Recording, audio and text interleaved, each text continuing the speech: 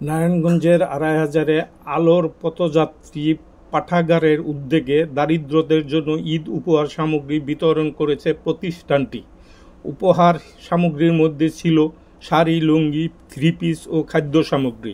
বিতরণের সময় উপস্থিত ছিলেন উক্ত প্রতিষ্ঠানের প্রতিষ্ঠাতা সভাপতি সফরউদ্দিন প্রপাত, আড়াইহাজার থানা প্রেস ক্লাবের সভাপতি মাসুম বিল্লাহ, বাঁচাবো সমাজ সেবা সংগঠনের সভাপতি ইসমাইল চৌধুরী প্রমুখ।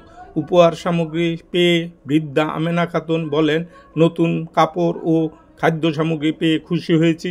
প্রতিষ্ঠাতা সভাপতি সফরউদ্দিন প্রভাত বলেন, প্রতি বছরের ন্যায় এবছরও দারিদ্রদের পাশে সামর্থ্য অনুযায়ী দাঁড়িয়েছি। এনে ৭১ টিভি নিউজ।